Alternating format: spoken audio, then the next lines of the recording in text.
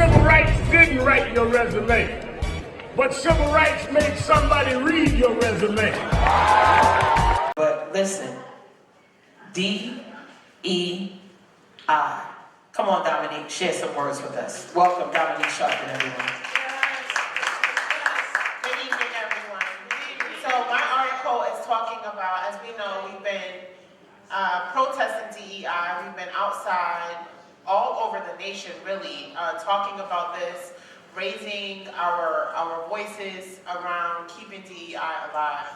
And on Friday, the White House Office of Diversity, Equity, and Inclusion announced it is closing its office. Wait, what? Wait, what? Wow. No way. Wow. Yes. Congress's DEI office is disbanded as part of $1.2 trillion in funding package. It's a win for the Republicans as diversity office is dissolved and its director announces that she is leaving. Congress is facing a government funding deadline that passed on, I believe it was yesterday, when was the 22nd? No, Day before yesterday. So that was the deadline for the funding deadline for them to submit the funding. Speaker Mike Johnson was able to get enough votes to pass a massive government spending bill nearly 12 hours before the funding bill expired. Conservative Republicans were not afraid of forcing a shutdown and almost tanked the vote, saying it's not fiscally responsible. So tucked into the sprawling $1.2 trillion of government funding bill that passed in the House on Friday was a provision that shut down the House Office of Diversity and Inclusion. Effective on today, the office will close as of today, with some of its staff transitioning over to the newly formed Office of Talent Management.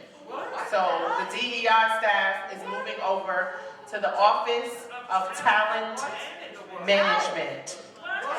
The nonpartisan Office of Diversity and Inclusion was first formed in March of 2020 and supports diverse hires with things like resume workshops and professional development fairs. It was a victim of the movement from Republicans to eliminate DEI programs across the country. On behalf of ODI, it has been an honor to help ensure that the United States Congress embodied a qualified and representative workforce that reflected the country's vast tapestry. That was Director Sesha Joy Moon said in a statement. But just 12 hours ahead of the government funding deadline that would have triggered a shutdown, Speaker Mike Johnson shepherded a $1.2 trillion spending package through the House. Now it heads to the Senate, where a successful vote is expected soon. In the interim, some of these offices, one notably being the Office of DEI, is closing. Now, we have a lot that we can say here. Obviously, we know how these cards are being played. The question is exactly like how far is too much before enough is enough, right? So we're seeing that DEI offices are closing. We're seeing in corporations, they're making amendments and things to overrule DEI, diversity, equity, and inclusion, arms of corporation and certain corporation or offices in certain corporations. But now to the White House, this is getting to be a little overwhelming. It's very scary. And if Congress can override and shut this office down, then imagine what other surprises we have coming before us before we get to Election Day. So I just wanted to mention that, and also mention that there is no real plan of action in terms of what they're going to do with this office being closed. We know that the staff is moving over to Talent Management Division.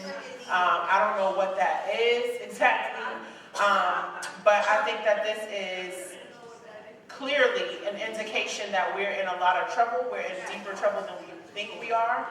And I think that there needs to be a succinct plan of action to deal with how these things are, just like the ripple effects, how these things keep happening.